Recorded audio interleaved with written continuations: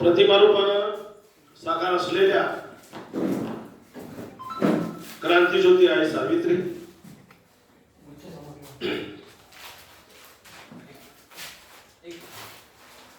यांना माझं त्रिवार वंदन.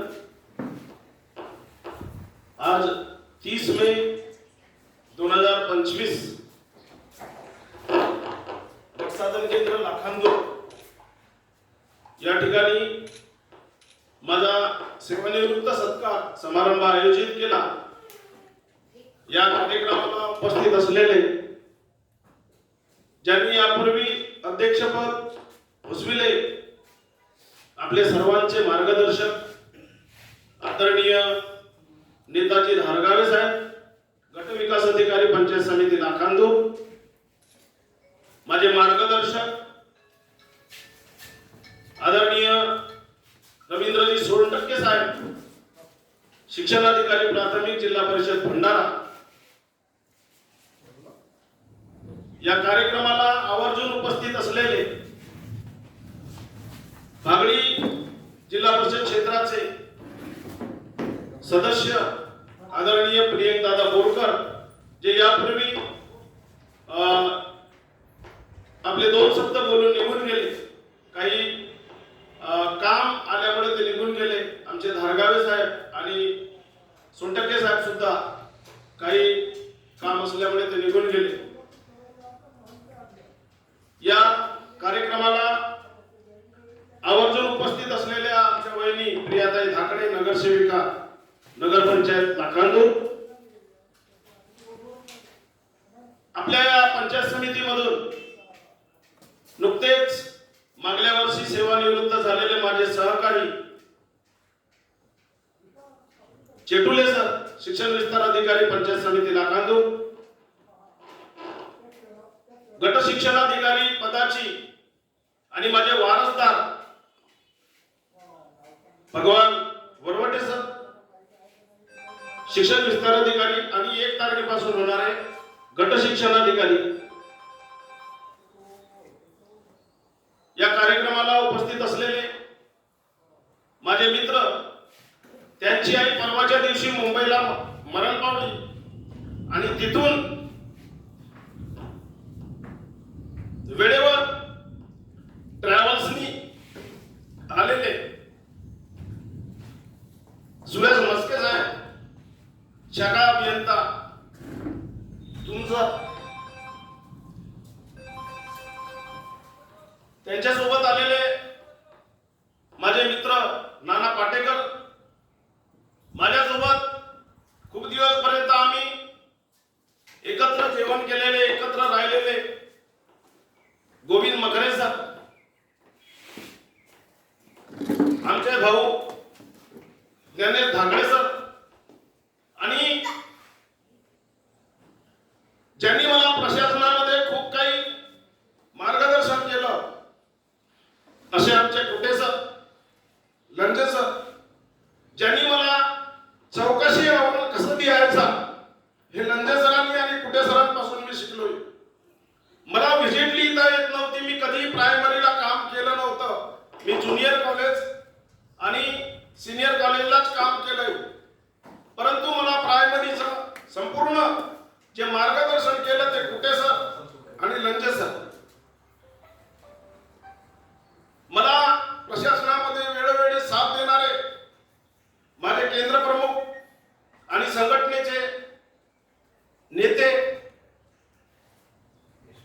यशपाल पगमारे सर, दुसऱ्या संघटनेचे नेते वैद्य सर, की ज्यांच्यामुळे मी माझ्या प्रशासनामध्ये यशस्वी होऊ शकलो, हे मी पुढे सांगणारच आहे. ज्यांनी अल्पसा वेळ केंद्र प्रमुख म्हणून माझ्या सोबत काम केलं असे आमचे डुलीचंद बोरकर सर.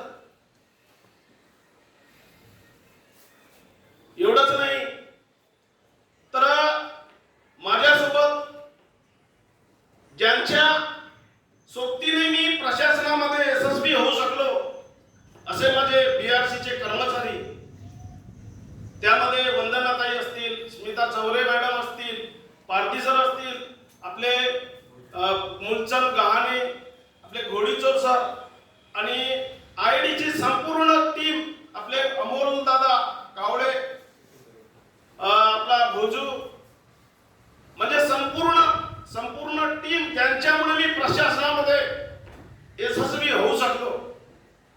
आणि दूर दूरून जो माझा ग्रुप बनलेला आहे 1987 ते 1989च्या बॅचचे माझे सर्व मित्रमंडळी, एक मित्र बल्लारशावरून आलेला आहे, एक मित्र, हे 3-4 मित्र नागपूरवरून आलेले आहेत, बरेच मित्र भंडाऱ्यावरून आलेले आहेत. हा आमचा ग्रुप आहे. मी अपेक्षा केली नव्हती. मी तुम्हाला हेही सांगतोय की याच्या अगोदर कार्यालयामध्ये जाऊन आमचे मित्र कधीच गेले नाही, परंतु हे माझ्या कार्यक्रमाला तेवढ्या दुरून आले. मी म्हटलं यांना तुम्ही येऊ नका, तरी पण ते आले. दूर आहे, येऊ नका, तरी पण आले. असे माझे सर्व मित्र, माझ्या कार्यालयातील सुनील, कनिष्ठ प्रशासन अधिकारी, जो वेळोवेळी म्हणजे त्याची जबाबदारी तो प्रामाणिकपणे पार पाडतोय. माझे वरिष्ठ साहेब आपले खेडकर बाबू, अतिशय प्रामाणिकपणे काम करणारा, अतिशय विश्वासू, की ज्यांच्याकडे शिक्षकांच्या पगाराचं आयडी पासवर्ड त्यांच्याकडे मी दिलेला आहे. आणि आयडी पासवर्ड एखाद्या व्यक्तीकडे दिल्यानंतर काय प्रकार होते आपण दररोज पेपरमध्ये वाचतोय. म्हणजे अशा प्रकारचं प्रामाणिक माझे वरिष्ठ साहेब खेडकर बाबू, माझे दोन्ही जरी दारू पीत असतील तरी पण ते काही ना काही काम करतात. असे माझे कावळे आणि बुराडे बाबू, बरेच लोक ज्यांना मी वारंवार, तो आपला ललित आपला टिकारिया नाही, ललित घाटबांधे, हा बिचारा म्हणजे मोटरसायकल येतो आणि लगेच त्याला म्हटलं ललित ही डाग आहे, घेऊन जातो. म्हणजे कधीही त्याच्या तोंडून नाही हा शब्द नाही. माझी संपूर्ण शिक्षण विभागातील टीम, की ज्यांच्यामुळे मी आपल्या प्रशासनामध्ये यशस्वी होऊ शकलो. तर बंधूंनो, मी आपलं धन्यवाद मानतोय की आपण इतका वेळपर्यंत बसून आहात.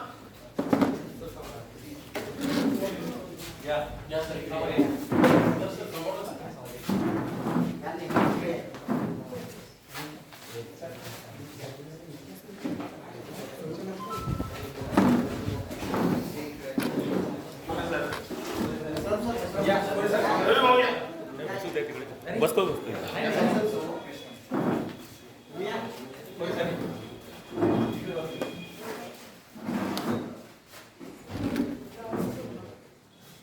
नुकतेच या ठिकाणी उपस्थित झालेले लाखनी पंचायत समितीचे गट शिक्षणाधिकारी सुभाष बावनकुळे सर, आमचे सेवानिवृत्त गट शिक्षणाधिकारी ज्यांनी लाखांदूर तालुक्यामध्ये सुद्धा सेवा दिलेली आहे, असे आमचे मित्र मोरेश्वरजी कोरे साहेब, लाखांदूर पंचायत समितीमध्ये यापूर्वी गट शिक्षणाधिकारी म्हणून ज्यांनी उत्कृष्ट असं काम सांभाळलं आणि आता नगर परिषद गांधी विद्यालय लाखनी येथे कार्यरत असलेले, प्राचार्य पदावर कार्यरत असलेले आमचे रविदादा मेश्राम,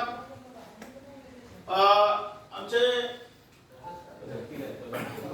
पदम सर, आणि ज्यांच्यामुळे मी ऍक्टिव्ह होत गेलो ऑनलाईन कामामध्ये, असे आमचे सेतुलाल दरवाडे सर. मी रात्री बेरात्री फोन केला तरी पण ते ऑनलाईनच्या कामामध्ये मी यशस्वी झालो. अशी संपूर्ण माझी बीआरसीची सर्व मित्रमंडळी, बंधूंनो, मी आपल्या सर्वांचा आभार व्यक्त करतोय की इतक्या वेळपर्यंत आपण या ठिकाणी बसून आहात आणि माझा सत्कार आपण केला. तो सत्कार मी सहृदय स्वीकारलेला आहे आणि आपला सर्वांचा मी आभारी आहे.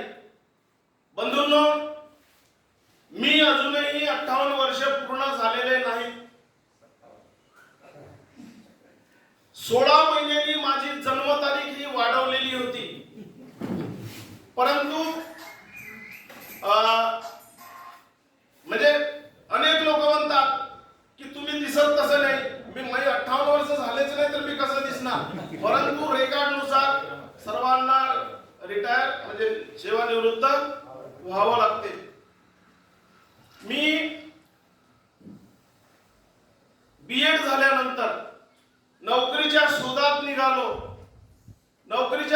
निघालो असताना माझी पहिली नोकरी जर कोणती असेल तर संजय गांधी ज्युनियर कॉलेज तेळा या ठिकाणी मी पहिली नोकरी केली.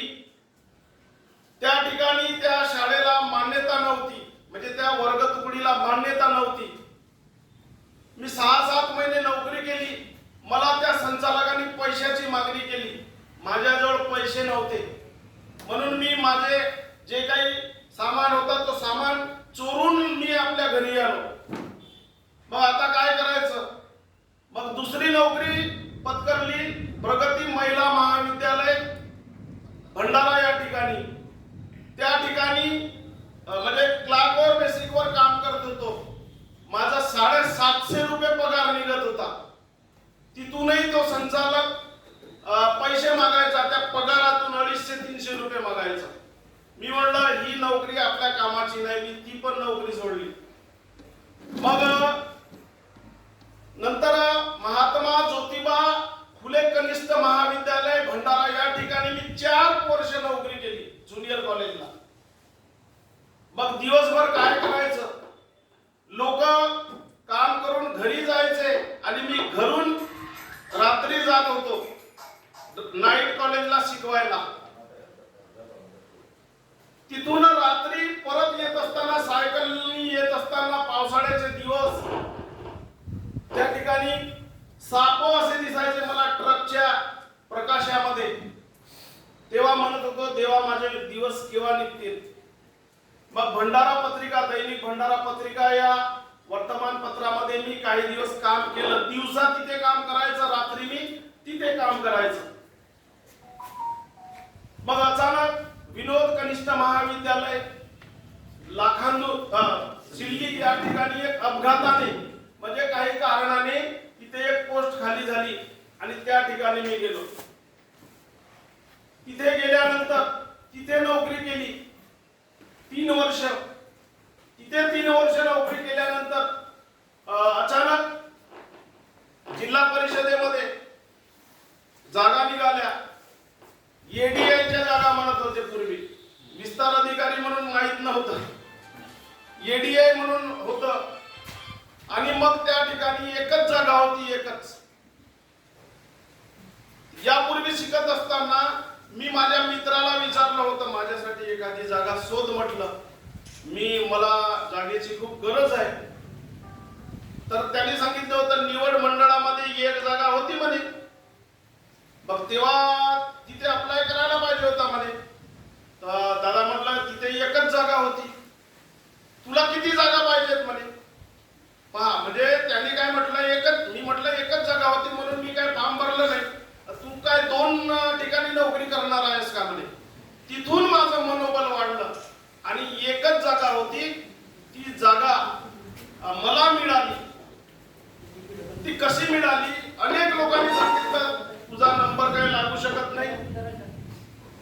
3 लाख रुपये देऊन ती जागा विकल्या गेलेली आहे. मी जेव्हा झेरास काढायला गेलो माझ्या डॉक्युमेंटचे तिथे पण एका जणाने सांगितलं तुला मिळते का म्हणे आणि तुझा नंबर बसते का म्हणे. तरी पण ते शब्द मला आठवले की तुला किती जागा पाहिजेत. एकच जागा. तुला एक जरी जागा असेल तरी ती जागा माझी आहे असं समजून मी प्रयत्न केला आणि ते मला मिळाली. मी तुम्हाला सांगतोय मी अतिशय प्रामाणिकपणे नोकरी केली. मी कुठेही पुट्टी मारलेली नाही. मला घरी राहून पुट्टी मारणे अजिबात आवडत नव्हतं. माझा जो मित्र आहे तो पोलीस सब इन्स्पेक्टर SRP मध्ये सोमेश्वर शेंद्रे. याला म्हटलं माझ्यासाठी शिक्षण म्हणजे BA करत असताना त्यांनी मला काटेवजन रिन्युअलचं काम तो पण करत होता आणि मी पण करत होतो. काटेवजन रिन्युअलचं काम तो करत होता आणि मी पण पण केलं, त्यांनीच मला लावून दिलं होतं. कसं तरी हातभार लागत होता. दिवाळीच्या आणि उन्हाळ्याच्या सुट्ट्यांमध्ये आम्ही ते काम करत होतो. त्याला नसेल आठवत, मला आठवते. बंधूंनो, गरिबी खूप पाहिली. माझ्या जीवनावर एक चित्रपट बनू शकते. मी तुम्हाला सांगतोय, आम्हाला कपडे नव्हते मिळत. आम्ही 3 भाऊ आणि दोघे भाऊ आणि 3 बहिणी. कुठे सरांना माहिती आहे, कपडे मिळत नव्हते. मी तुम्हाला सांगतोय, एक धोतर घेतलं माझ्या वडिलांनी आणि त्या एका धोतराचे 3 शर्ट आम्ही 3 बहीण भावांनी वापरले. त्याच वेळेस मी मनात खुणगाड बांधली की जेव्हा माझं पहिला पगार येईल त्या दिवशी मी माझ्या आई वडिलांना आणि मला कपडे घेईन. मला कुठे सरांना माहित आहे, मला कपड्याचा खूप छंद आहे. त्यांना माहिती आहे. माझा जेव्हा पहिला पगार झाला 7,931 रुपये, पोळ्याच्या दिवशी झाला इथून पगार, त्या दिवशी मी माझ्या आई वडिलांना आणि मला, माझ्या घरच्या लोकांना, सर्वांना कपडे घेतले. आज म्हणजे सांगण्याला मला हे वाटतोय की मला खूप कपड्याचा छंद आहे. बंधूंनो, ती गरिबी मी बघितलेली आहे की माझी आई, मी, माझ्या बहिणी डोक्यावर मोळ्या विकलेल्या आहेत सिल्ली या ठिकाणी. आणि ज्या ठिकाणी मी घर बनवलेलं आहे त्या गावात सुद्धा मी मोळ्या विकायला गेलेला आहे. हे मी अजूनपर्यंत कुणालाही सांगितलेलं नाही. ज्या दिवशी मी विनोद विद्यालय सिल्ली या ठिकाणी कामाला होतो, नॉन ग्रँड होतं, पैसे मिळत नव्हते. संचालक 500 रुपये महिन्यानी देत होते, किंवा दिवाळीच्या सुट्ट्यात आणि उन्हाळ्याच्या सुट्ट्यामध्ये. तर माझी आई मोडी घेऊन त्या सिल्ली गावामध्ये विकत असताना मला दिसली. माझ्यासोबत 2 मित्र होते. मी पण तिला दिसलो. परिस्थिती खूप वाईट होती. मी माझ्या आईला म्हणत होतो मोडी विकू नको, पण परिस्थिती समोर काय कुणाचं चालते. मी जेव्हा सकाळची शाळा होती, मी जेव्हा घरी गेलो, माझी आई घरी नव्हती. ती शेतावर होती. ती आली नाही दिवसभर. सायंकाळ झाली, मी शेतावर गेलो, तर माझी आई या धाकानं नाही आली की मी त्याच्या मित्राला मोडी विकताना दिसलं म्हणून ती माझी आई आली नाही. ही गरिबी मी बघितलेली आहे मित्रांनो. आणि म्हणून मी माझी नोकरी प्रामाणिकपणे केलेली आहे. मी एकही दिवस बुट्टी मारलेली नाही. मी तुम्हाला सांगतोय, मी जेव्हा नाईट कॉलेजला जात होतो, दौडीपार ते भंडारा 4 रुपये तिकीट होती. 4 रुपये एसटीची. आणि आपल्या सर्वांना माहित आहे की माझा ऍक्सिडेंट झाला होता BA फर्स्ट इयरला असताना. माझ्या सर्व मित्रांना माहिती आहे. आणि त्यामुळे मला शासनाने अपंगाची सर्टिफिकेट 40% दिलेली आहे. मला 1/4 तिकीट लागते. मला 1 रुपया लागत होता. 1 रुपया. तो 1 रुपया माझ्या खिशात नव्हता. मी नाईट कॉलेजला जात असताना सुद्धा. आणि मग माझे जे कोणी मित्र भेटत होते त्यांना म्हणत होतो, चिल्लर 1 रुपया आहे का तुझ्याकडे? माझ्याकडे चिल्लर नाही, जेणे की माझ्याकडे पैसे सुद्धा नव्हते. मी तुम्हाला सांगतो, इथला एकही अक्षर खोटा नाही. तो 1 रुपया सुद्धा मला मिळत नव्हता.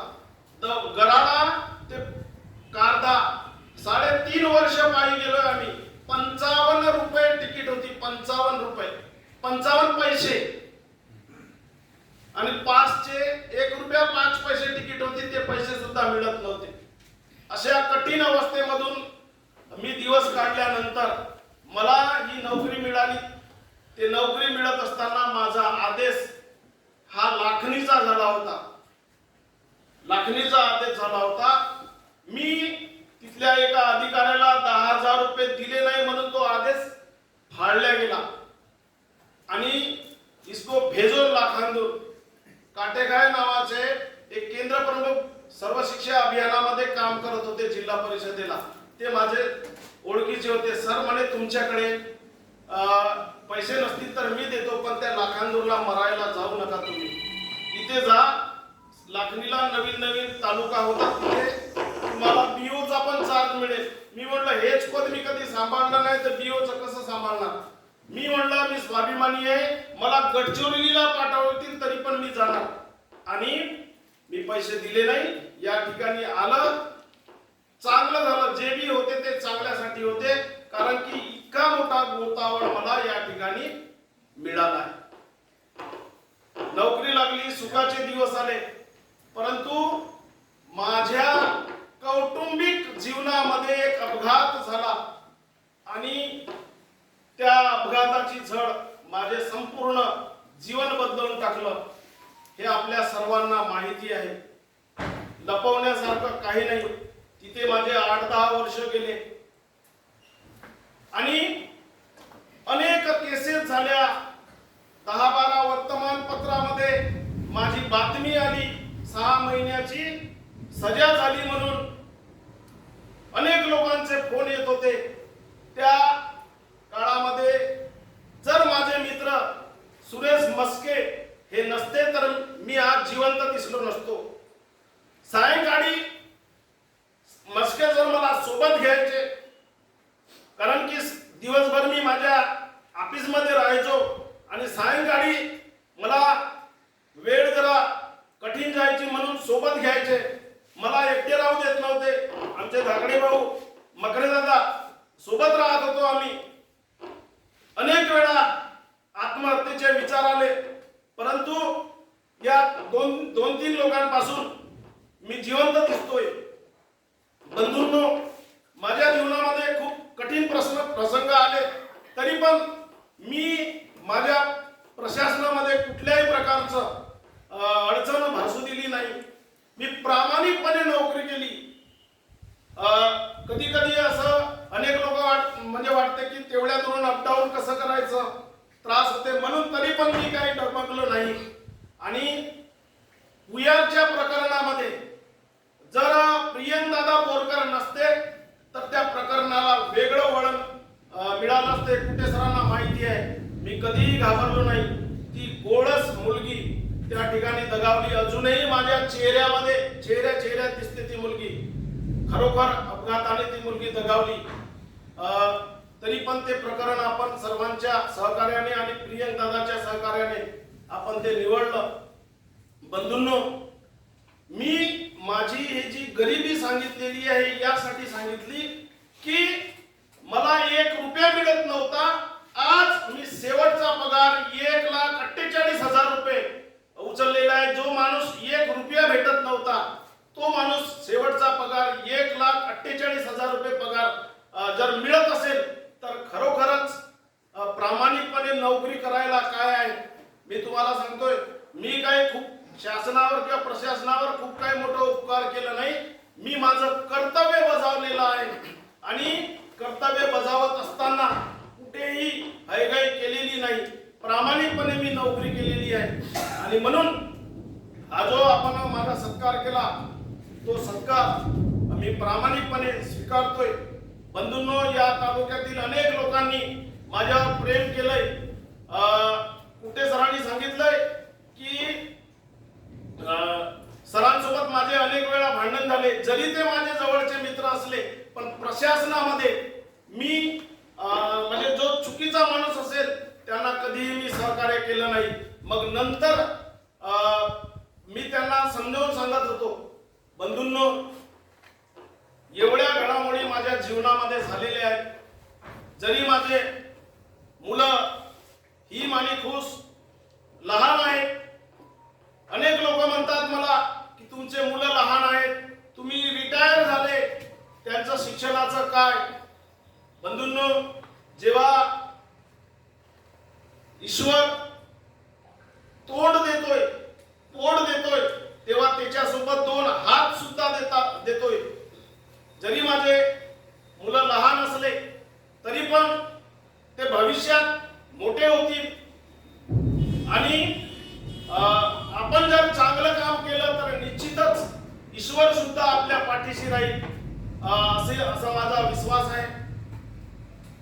मला या ठिकाणी बरंच काही सांगायचं आहे. हे जे अश्रू आहेत हे आनंद अश्रू आहेत. या ठिकाणी जरी माझी सेवा अल्प झाली, जरी या ठिकाणावर मी सेवानिवृत्त होत असलो तरी पण माझी नाड या तालुक्याशी जुळलेली आहे. मी प्रामाणिकपणे नोकरी केल्यामुळे प्रत्येक विद्यार्थ्याला माझं नाव माहिती आहे. मी शाळेमध्ये गेल्यानंतर अंबाते साहेबांना ओळखता का, तर हो जी आम्ही नाव ऐकलंय. मग मी त्यांना सांगतोय की मग ते आपले शिक्षक सांगायचे की हेच ते अंबाते साहेब. मी विद्यार्थ्यांपर्यंत गेलेलो आहे. मी प्रामाणिकपणे नोकरी केलेली आहे. आणि खरोखर आपण जर प्रामाणिकपणे नोकरी कराल किंवा कोणतंही काम प्रामाणिकपणे कराल तर निश्चितच तुमचंच काम हे चांगलं झाल्याशिवाय राहणार नाही. बंधूंनो, माझं सुरुवातीचं जीवन हे खडतर होतं, वाईट गेलं, परंतु मला खात्री आहे माझं शेवटचं जीवन हे अतिशय आनंदात जाणार आहे. आणि आता मी खूप समाधानी आहे. उरलेला वेळ मी माझ्या मुलांना आणि पत्नीला देणार आहे. मी तुम्हाला सांगतोय, मी माझ्या कामामध्ये सक्सेस केव्हा झालो, मी रस्त्याने जात असताना सुद्धा माझ्या डोक्यात विचार यायचे की उद्या कोणतं काम करायचं. या शिक्षण विभागामध्ये प्रायोरिटीने काम करावं लागते. समजा ती वेळ निघून गेली तर त्याचे दुष्परिणाम भोगावे लागतात. याचं उदाहरण मी सांगतोय तुम्हाला की हरदोलीच्या शाळेमध्ये आणि मांढरच्या शाळेमध्ये चुकून वर्गखोली शून्य दाखवण्यात आली. दोनही शिक्षक एकशेच झाले. ते चुकून समजा हे झालं तर अशा प्रकारचे दुष्परिणाम भोगावे लागतात. आणि म्हणून वेळच्या वेळी नजर ठेवून प्रत्येक मेसेज वाचून काम करणं बंधनकारक आहे. मी वरवटे सरांना सुद्धा सांगतोय की आपण इकडे तिकडे लक्ष न भटकता आपण प्रामाणिकपणे आपल्या म्हणजे काम करावं. आमचे जे सहकारी आहेत, बीआरसीचे जे लोक आहेत, त्यांना सोबत घेऊन त्यांच्यावर विश्वास टाकून, जे आमचे शिक्षण विभागाचे कर्मचारी आहेत त्यांच्यावर विश्वास टाकून आपण काम करावं. अविश्वास ठेवलं तर निश्चितच आपण सक्सेस होऊ शकत नाही. कारण की हे टीम वर्क आहे. आपण एकटा काम करू शकत नाही. तुम्हाला सांगतोय, आपली पोस्ट ही जिल्हा तांत्रिक सेवा आहे. तांत्रिक सेवा म्हणजे टेक्निकल सर्व्हिस. तर त्याच पद्धतीनं टेक्निकल पद्धतीनंच आपण काम केलं पाहिजे, तरच आपण यशस्वी होऊ. अतिशय लहानसा तालुका आहे. कुठल्याही प्रकारचे विविध माध्यमांच्या शाळा या तालुक्यात नाही. लहान तालुका, राजकारण सुद्धा नाही. आणि अशा वेळी आपण समजा सामंजस्याची भूमिका घेतली आणि प्रामाणिकपणे काम केलं तर निश्चितच आपण सक्सेस होऊ. वरवटे सरांच्या पाठीशी मी आहे. आपल्या सर्व कर्मचाऱ्यांच्या पाठीशी, आपल्या बीआरसीच्या पाठीशी, आमचे शिक्षण विभागातील जे कर्मचारी आहेत त्यांच्या पाठीशी मी आहे. आमचे नुकतेच जिल्हा परिषद हायस्कूलचे प्राचार्य श्रीराम सर या ठिकाणी आले. आपले त्यांचे कनिष्ठ सहाय्यक, वरिष्ठ सहाय्यक आपले करपते साहेब या ठिकाणी आले. त्यांना माझ्या बद्दल काहीतरी आदर असेल म्हणूनच ते या ठिकाणी आले. मी त्यांना सांगितलं की सर, एक आपल्याला कार्यक्रम घ्यायचा आहे, मला वर्गखोली पाहिजे, तर तुरंत ते हो म्हणत होते. शालेय पोषण आहाराची पाककृती स्पर्धा आम्ही घेतला होता. अगदी एका शब्दावर त्यांनी आर्थिक खर्च आणि बाकीच्या पण गोष्टी त्यांनी केलेल्या आहेत. खूप चांगलं सहकार्य या आपल्या तालुक्यामध्ये शिक्षकांकडून मला मिळालेलं आहे. या प्रशासनामध्ये जर मी सक्सेस झालो असेल तर आपल्या सर्व कर्मचाऱ्यांमुळे मी सक्सेस झालोय. आमचा तो अमोल आणि भोजू यांच्याकडून तर मी कधीही नाही हा शब्द ऐकलेला नाही. ते बोर्डाच्या ज्ञान करण्याचं काम आपला तो अमोल दादा करायचा. भोजू म्हणजे आपला दरवळे सर समजा गैरहजर असले तर भोजू काम करायचा. खूप लोक प्रामाणिक आहेत तिथे आणि बाकी ठिकाणी अशी प्रामाणिकता मला दिसली नाही. मी आपल्याला सांगू इच्छितोय, मी या प्रशासनामध्ये सक्सेस होण्यामागे आणखी दुसरं एक कारण आहे, म्हणजे आमची संघटनेचे लोक. बाजूच्या संघटने म्हणजे तालुक्यामध्ये आम्ही बघतोय उदाहरणार्थ पवनीमध्ये संघटनावाद असलं की बिओंना काम करता येत नाही. अतिशय चांगल्या पद्धतीनं पुण्या गोविंदाने आमच्या दोन्ही संघटना, आता तिसरी पण संघटना झालेली आहे, या सर्व संघटनेनी मला सहकार्य केलेलं आहे. ते फक्त निवडणुकीपुरतं त्यांचं वय असतो, नंतर तर ते एकामेकाच्या गळ्यामध्ये हात घालून काम करतात. हे मी स्वतः बघितलेलं आहे. आणि कुठल्याही प्रकारचं म्हणजे त्यांच्यामध्ये अहमपणा नाही तिन्ही संघटनेच्या लोकांमध्ये, हे मला या ठिकाणी दिसून आलं. बाकी ठिकाणी तर संघटनेचे लोक बिओंना म्हणजे अडचणीत आणण्याचा प्रयत्न करतात, आमच्या ईओ साहेबांना अडचणीत आणण्याचा प्रयत्न करतात, पण असा अनुभव मला या ठिकाणी दिसून आलेला नाही. माझे सर्व मित्र कोळे साहेब आहेत, आपले रविदादा आहेत, आपला सुभाष आहे, आपला पदम आहे, हे सर्व लोक तिथून आले. त्यांना कळलं की ते सेवानिवृत्ती सत्कार आहे, आमचा सर्व हा गोतावळ आहे. जरी आम्ही एकामेकाचे म्हणजे शाब्दिक किंवा वेळेपुरते मतभेद जरी असले तरी पण आम्ही एकामेकाच्या कार्यक्रमामध्ये किंवा त्यांना अडचण आली तर मला विचारतात, मला अडचण आली तर त्यांना विचारतात. मी वरवटे सरांना विनंती करतोय की या सर्व अनुभवी लोकांचा आपण फायदा करून घ्यावा आणि आपण आपल्या या प्रशासनामध्ये यशस्वी व्हावं. वेळ बराच झालेला आहे. मी आपल्याला सांगू इच्छितोय की आता आपण माझा एवढा मोठा सत्कार केला त्याबद्दल मी आपल्या सर्वांचा ऋणी आहे. आपला तो माझा क्लास 4चा कर्मचारी कमोद उके सर म्हणे, तुम्ही सांगा ना जी म्हणे, तुम्ही म्हणाल तर मी तुमच्यासाठी हाजीर आहे म्हणे. हे त्याच्या तोंडचे वाक्य. पण त्याची एक चूक मला कितीतरी वेळा म्हटलं, तू दुपारची सुट्टी म्हणजे लंच ब्रेक हा 3 तासाचा घेते, मला तू हा एवढा लंबा ब्रेक घेऊ नको. मी त्यांना सांगितलं तू एवढा लंबा ब्रेक घेऊ नको, तरी पण तो ऐकत नव्हता. तो गेला, तो पैदल जातो. मग अशा वेळेला कोणी आला तर फाईल आणणे किंवा पाणी पाजणे यासाठी कोणी राहत नव्हता. अनेक वेळा सांगितलं तरी पण तो ऐकत नव्हता. तरी पण आपण त्याला माफ केलेला आहे. बंधूंनो, मी जरी आपल्यावर रागावलो असेल पण हे आपल्या फायद्यासाठी रागावलं. प्रशासनामध्ये रागवावं लागते, यासाठी रागवावं लागते. मला हे सांगा, कुटुंब प्रमुख हा वडील असतो आणि वडिलांना आपले सर्व लेकरं सारखे असतात. तसं मी कुटुंब प्रमुख म्हणून एक वडिलाची भूमिका पार पाडत होतो. आणि वडिलाची भूमिका पार पाडत असताना कुठल्याही प्रकारचं राग, द्वेष, मत्सर वडिलांमध्ये नव्हता, अशाच प्रकारे माझ्यामध्ये नव्हता. मला सर्व लेकरं हे सारखे होते.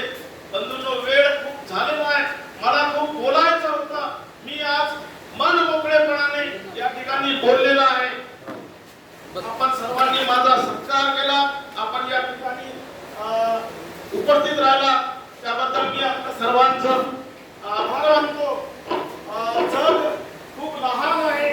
जीवनाच्या वाटेवर आपण कधी ना कधी कुठे ना कुठे आपली भेट होत राहील. असेच ऋणानुबंध आपण ठेवावे ही आपल्याला विनंती करतो. परमेश्वर आपल्या सर्वांना सुखी ठेव ही प्रभूचरणी आशा व्यक्त करतो. आणि मी माझे 2 शब्द या ठिकाणी बंद करतो. माझी एक विनंती आहे की आपल्या सर्वांसाठी आपण सुरुची भोजनाची व्यवस्था आपण श्री गुरुदेव मंजुळा माता विद्यालय लाखांदूर या ठिकाणी केलेली आहे. आपण त्यांचा आस्वाद घ्यावा आणि मला उपकृत करावे हीच विनंती करतो. धन्यवाद.